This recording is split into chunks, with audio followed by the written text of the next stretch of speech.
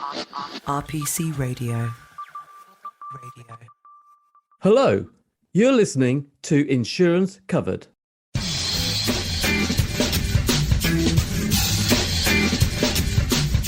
Welcome to the podcast that covers anything and everything to do with insurance. Coming up in this episode. I'd met a chap called David Howden back in 1998 in, of all places, Mumbai. We had far too much to drink, stayed in touch for years, and then he said to me in the beginning of 2011, we are going to be going places at Howden Group and I need you to come in and be General Counsel. My name is Peter Mansfield. I'm a partner of the law firm RPC, and in each episode I'm joined by a guest and we discuss an aspect of the wonderful world of insurance. And this week we have Will Bloomer, and we will be learning about the role of the in-house lawyer. Will trained and qualified as a solicitor in the early 1990s, spending time in both Hong Kong and London, but moved to take up an in-house legal role with Heath Lambert for approximately 12 years. And then in 2012, Will moved to what is now known as Howden Group, where he was corporate and legal director, then group general counsel, and is now the chief corporate and legal affairs officer. So there is no one better to discuss the role played by the in-house lawyer, which is what we're going to discuss today. So Will, welcome to the podcast. Thank you, Peter. I'm very glad to be here. Thank you. Well, it's lovely to have you, Will. And first of all, before we get to your role as an in-house lawyer, let's talk about your role as an insurance lawyer. How did you end up as an insurance lawyer? I'd never heard of the word lawyer before about 16, and certainly not insurance. I remember back in the day I was at university, I applied to various law firms. One of them was the esteemed organisation of Cameron Mark B. Hewitt, CMH. I ended up in an interview. I got a job there. I walked in September 1992 and got plonked as a trainee solicitor. The office I walked into was, as I recall, 3 offices down from yours, Peter. And frankly, I spent 6 months in that team, had a great time, loved the people, loved the clients, loved the work, and then spent most of my 2 years as a trainee.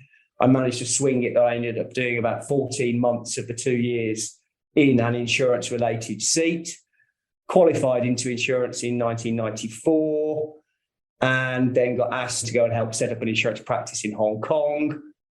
And then out of the blue, I got asked if I would like to be general counsel at a firm of insurance brokers then called Lambert Fenchurch, which had just merged with Heath to form Heath Lambert.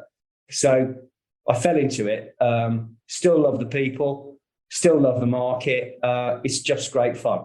I suppose at this point we should point out to anyone who doesn't know that in legal jargon, a lawyer who works for a law firm is known as a private practice lawyer, whereas a lawyer who acts for a company is an in-house lawyer. So, but what was it that, the opportunity arose, but what was it that attracted you to an in-house role?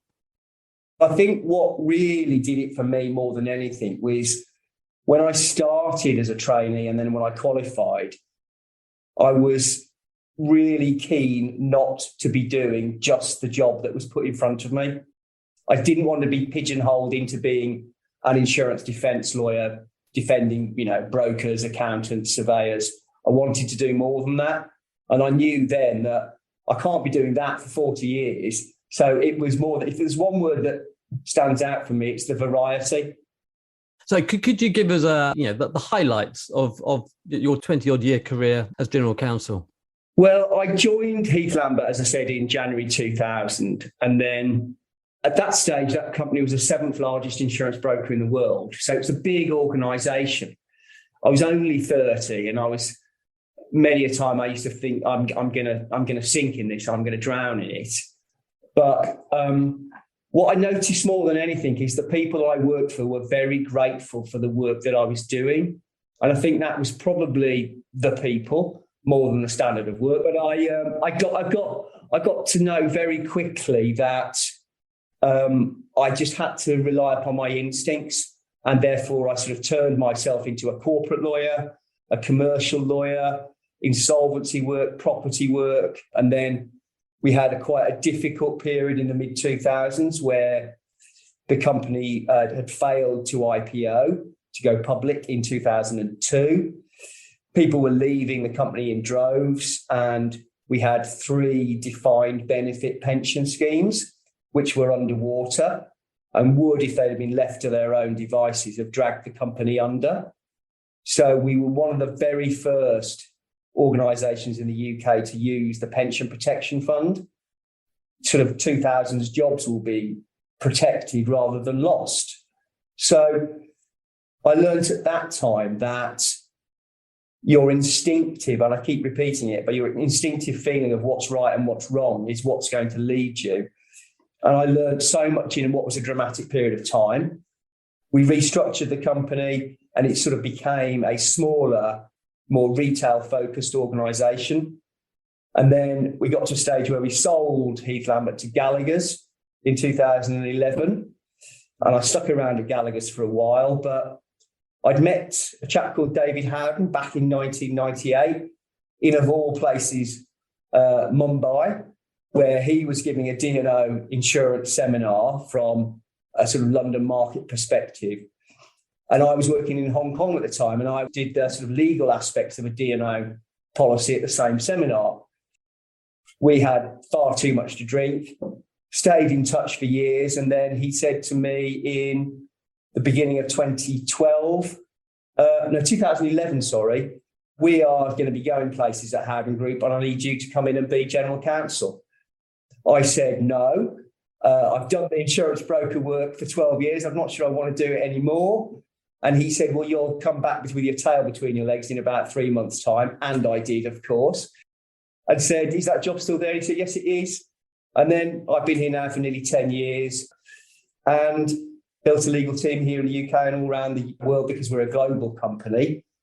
And if I try and compare what I could have stuck at was carry on being an insurance lawyer in Cameron Mark Hewitt, Cameron McKenna, and being a partner in that firm if I'd have been successful at that. I don't think I'd seen the variety and had the spice that I've seen in my own career. It's, I look back on it very, very fondly. And every day I wake up and think, you've been a very lucky so-and-so. And before we start talking about, the legal role within an insurance-related business, tell us a little bit more about Howden Group. You've already given us a little introduction, and you've mentioned David Howden, but most people listening to this will have some links to insurance and will have some sense of what Howden Group is, but it's such a fast-moving organisation. And do you want to give us a quick summary of the business and where it sits alongside other brokers and insurers? Yeah, we are now quite a big insurance intermediary business, an emphasis on the word intermediary. Howden Group has Howden Broking, which is a classic insurance broker, but we house within that a brand called A-Plan, which is a personal lines. And what I mean by that is your home insurance, your car insurance, and insurance is for very small SME businesses, all the way up to humongous reinsurance treaty programs for Munich Re, Hiscox and what have you. So we do the whole gamut of insurance broking, all the way from smallest to largest. Where we're a bit different to most insurance intermediary groups as well, we've got a very nice balance to our group, because on the other end of the scale, we've got an MGA, a managing general agency called Dual. I'll come back to why we're called Dual. Don't let me forget, because there's a great story as to why it's called Dual. But Dual is an MGA, so it acts on behalf of insurers, capacity providers, carriers, and it does the underwriting work for an insurer. And running through all of it, we've got a business that we started in 2019 called Howden X, which is our sort of digital data analytics business, which we've got in there as well, a company called Howden Capital Markets that does sort of sophisticated ILS and capital advisory work. So we do the whole gamut of insurance. It's a very young company still, started in 1994 with literally 3 friends and a dog.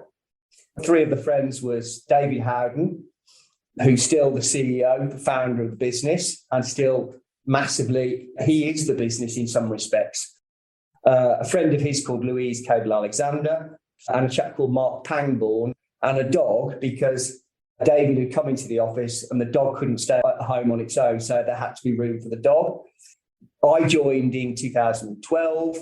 We were just nudging 1,000 employees then. Nearly 10 years later, we're just nudging 10,000 employees. So in my time, the business has gone from a revenue business of about 100 million to £1 billion, and profit has gone from, I can't remember what it was, but it's now about 350 million of profit. So it's a big company, but with a small company mentality, as in we've still got friendship and trust. We're a very devolved business. David doesn't run it on a day-to-day basis. He lets people get on with it. And so we're not a textbook company by any stretch of the imagination. And why is Dual called Dual? Well, when we bought a company called RK Harrison in 2015, they had a very small MGA called Aqueduct Underwriting Agencies. And Aqueduct, as you know, is a bridge of water.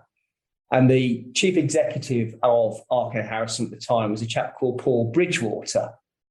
So he took the name Bridgewater and took it to Aqueduct. David Howden said to me, well, that's great, isn't it? Why haven't we got something as cool as a name of that? And to which I said, well, we have. We've got Dave Underwriting Agencies Limited, Dual. And it doesn't actually stand for Dave Underwriting Agencies. It's actually, and you'll probably remember this, the D is Dyer, as in Brian Dyer. And he gave the first delegated authority to what was then Howden. And they rebadged it as Dual Dyer Underwriting Agencies Limited. It's not Dyer as in, oh my God, that's Dyer, but as in Brian Dyer Underwriting Agencies Limited. Yeah, the Syndicate as well, didn't he? From recollection. He did, yeah. He was old 484 Syndicate, and he did the broker's line slip. Yeah, that's right. That's where I've heard of him from, yeah. Yeah, Steve Booker, you might remember. That's right. Yeah, very much so. Very much so. Anyway, sorry, this better get back on track, Will. Yes. So a few details. How big is the legal team at Howden now? Well, it's funny because I thought that you would ask me that question, and I thought we were about seven or so people in the UK, but we're actually 10. So including my PA, who's PA to the team, we've got 10 people in the UK, and then another 17 lawyers around the world. So we've got 3 in the US, 1 in our relatively new operation in Australia on the broking side, but 5 in Dual in Australia, 1 in Turkey, Middle East and Africa, 2 in Germany, 3 in Spain, but also covering Latin America, 1 head in Europe, and then 1 in Greece. So we're 27 strong across the world. Most of the legal teams are what you call commercial lawyers, and they will turn their hand to disputes and contentious and non-contentious work. But they're all essentially steeped to some extent or another in insurance rather than just being lawyers, for want of a better phrase. So we do pride ourselves on being more than an adjunct to the business, but actually being a physical part of the business. But it's down to the individuals to build those relationships and not be seen as, quotes, the legal department sitting in an ivory tower over there. In a nutshell, what would you say were the key elements of the role of general counsel or in-house lawyer or the legal team as a whole? Well, you start with, what does general counsel mean? Essentially, the clue's in the title, because you are general advisor. So you're problem solver, you're hand holder, you're into the detail of a big dispute. Brokers, as you know, Peter, can get themselves caught up in disputes because they're a classic middleman. So somebody's going to have a go at the broker at some point. We have to help sort out those problems if they occur. We have commercial issues such as we want to buy X. So we'll get involved in that. We'll instruct external advisors to help us on specialist problems or, frankly, where they're better resourced and staffed than we are. So on any given day, look at today. We have just undertaken the biggest acquisition the group's ever done. We bought the Aston Lark group of companies for humongous amounts of money. And I am in the midst of overseeing applications to regulators in the UK, Ireland, and Guernsey for change in control approval for that acquisition. Now, at the same token, just this morning, I've been involved in helping set up an equity share incentive scheme for one of the business units. So again, back to that variety, it's anything that beyond touching the law piece, it's sort of, as I said before, it's problem solving and helping the business through issues that it faces, good, bad, or indifferent issues. So it's being able to stretch yourself across a number of different fields. And I think that you've just got to be ready to take whatever could get thrown at your desk sort of thing. So it's problem solving in reality. Yeah. So do you do a lot of the front work with regulators as well? So whenever regulators, I don't know, come in and check you out or have questions that you need to, you're the people who deal with that, are you? Yeah, I mean, because the company's grown relatively quickly over the last decade, when I first joined, I'd done compliance and risk when I used to work at Heath. So we've got separate compliance units and we don't have a legal and compliance unit. The compliance units are very much in the business units because they have to be in those business units. But the compliance departments can come for us for advice. I sort of know my way around most of the regulatory environment in the UK, for example, but I hold the main relationship with the FCA. We're not a fixed regulated firm. We're flexibly regulated. So we don't have one person who looks after us. But if we have to make applications for changes in control when we buy things, I will front that. If they want to make a thematic review, which they do occasionally, it'll probably pop into my area first, and then I'll farm it out within the business to sort that out. And for example, when Aon was seeking to buy Willis and when Marsh bought JLT, there were various regulatory reviews undertaken by the competition authorities in Europe. And they would come to me as a first port of call because they see the title General Counsel, they know what that is, they've heard of it before. So that'll come into my area. So regulation is something I never thought I'd get. I don't think regulatory work actually existed when I joined Bartleby Hewitt in the 90s, but it is very much on the horizon now. And that's another reason, you've got to be an in-house lawyer, you've got to be curious and you've got to see what's going on around you and beyond around you as well. And would you say that the role was transferable? I mean, you pointed out that most of the people in the team are insurance lawyers, but could you be lifted out and kind of put into another type of business? I don't know, a manufacturer of widgets. That always seems to be the traditional one, isn't it? Or is there something unique about being a lawyer in an insurance business? I think without getting too insular about it, because, you do have a tendency to think that, think inwardly is, and I see general counsels moving from, I don't know, Royal Mail to EasyJet, etc. And I seriously doubt that I could do that. I don't think I've got a set of transferable skills where I could take what I do and what I've learned and what I've experienced into a different industry.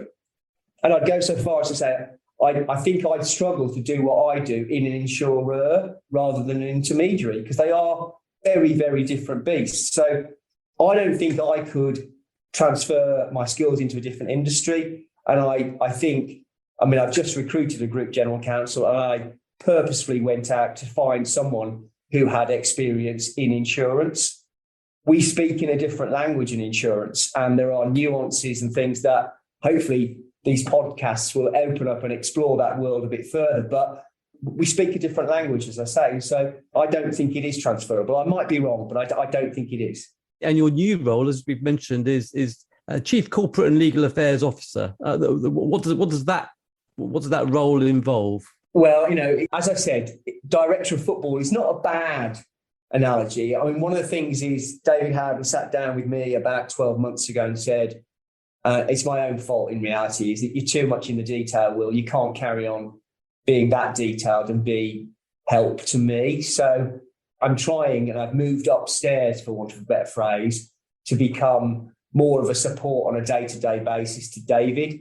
He's a very effervescent and overly enthusiastic optimist who you can't say no to.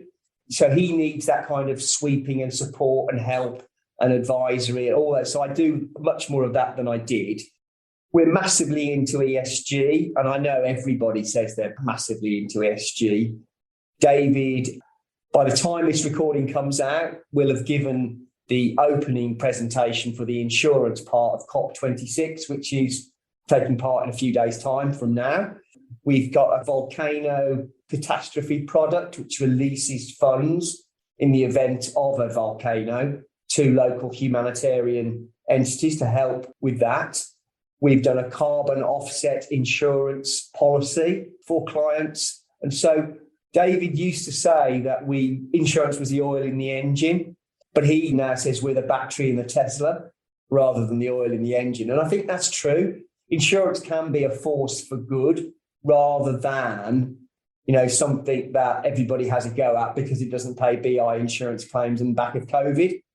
But people are forgetting that the insurance industry has paid over £1 billion out for COVID-related claims. And so insurance isn't something, and it hides its light under a bushel quite badly as far as I'm concerned. It can be and should be a force for good. So it's that policy, I wouldn't say strategy because that's too sophisticated a word for me, but it's that what sort of areas are we looking for the company to be involved in to make a difference, which sort of goes back to what's in our culture in the company of trying to be better at what we do, servicing clients. But it's more what the company's biggest thing is putting its people first, because we think if we have happy people with good work, well remunerated, that they're just going to do good things for clients, etc. So it's taking that and taking it a stage further in reality. Along those lines, I came across, in my research, a quotation from David Howden, where he says, maintaining culture is the single most important thing we do. The culture is real and we believe in it. That's lived out then by the sounds of it? It's not just words, that is action. No, it's not just words. I mean, his biggest fear, and he says to me on a regular basis, the biggest risk to the business is as we grow, is we lose our culture. And it's quite hard to put your finger on what the culture is.